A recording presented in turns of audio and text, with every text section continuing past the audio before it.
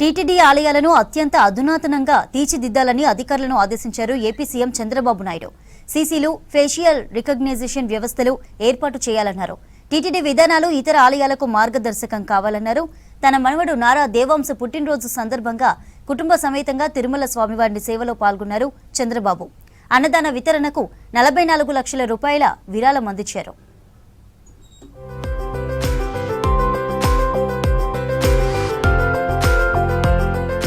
తిరుమలలో పర్యటించారు AP CM Chandrababu Naidu.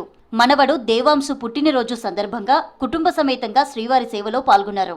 తిరుమలలో స్వామివారిని దర్శించుకున్నారు. రంగనాయకుల మండపంలో అర్చకులు వేద ఆశీర్వచనాలు ఇచ్చి తీర్థ ప్రసాదాలు అందజేశారు.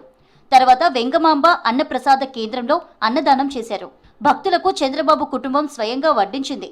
దేవాంశు పేరుతో ఒక్కరోజు అన్నదాన వితరణకు 44 లక్షల రూపాయల విరాళం అందించారు చంద్రబాబు.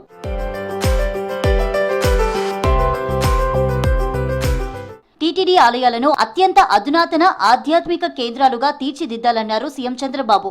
భక్తులకు ఎలాంటి అసౌకర్యం కలగకుండా చూడాలన్నారు. భక్తులు క్యూలైన్లలో ప్రవేశించిన సమయం నుంచి శ్రీవారి దర్శనం పూర్తి చేసి తిరుగు ప్రయాణం అయ్యే వరకు వారికి అందుతున్న సౌకర్యాలను కమాండ్ కంట్రోల్ సెంటర్ ద్వారా పర్యవేక్షించాలని చెప్పారు. తిరుమల పవిత్రతకు భంగం కలిగించే చర్యలను అరికట్టేందుకు అత్యాధునిక సీసీ కెమెరాలు, ఫేషియల్ రికగ్నిషన్ వ్యవస్థలను ఏర్పాటు చేయాలని సూచించారు. వైకుంఠం క్యూ కాంప్లెక్స్ లోని ఏఐ ఆధారిత ఇంటిగ్రేటెడ్ కమాండ్ కంట్రోల్ సెంటర్లో సమీక్ష చేశారు చంద్రబాబు. టీటీడీలో అమలు చేస్తున్న విధానాలు దేశంలోనే ఇతర ఆలయాలకు మరింత మార్గదర్శకాలుగా నిలిచేలా చర్యలు తీసుకోవాలని సూచించారు.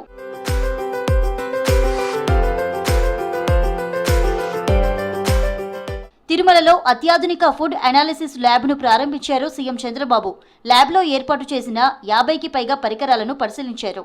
న్యూఢిల్లీ నుంచి వచ్చిన FSSAI executive director Panda, CFTRI director Giridhar ల్యాబ్లోని ప్రతి పరికరం పనితీరును సీఎంకు వివరించారు. ఈ ల్యాబ్లో భక్తులకు సురక్షితమైన నీరు, ఆహారాన్ని అందించేందుకు వివిధ వనరుల నుంచి నమూనాలను సేకరించి పరీక్షలు నిర్వహించనున్నారు. శ్రీశైలం పుణ్యక్షేత్రంలో ఓ భక్తుడు గర్భగుడిలోకి మొబైల్ ఫోన్తో వెళ్లి స్వామివారిని చిత్రీకరించడంపై విచారణ చేస్తున్నారు అధికారులు. వీడియో పోస్ట్ చేసిన ఇన్స్టాగ్రామ్ అకౌంట్ ఐడి ఆధారంగా ఇన్వెస్టిగేషన్ చేస్తున్నారు. వీడియో తీసిన వ్యక్తి షోలాపూర్కు చెందిన భక్తుడిగా గుర్తించినట్లు తెలుస్తోంది.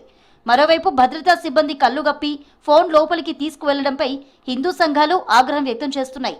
పోలీసులు, దేవస్థాన సెక్యూరిటీ వైఫల్యమే కారణమని మండిపడుతున్నాయి.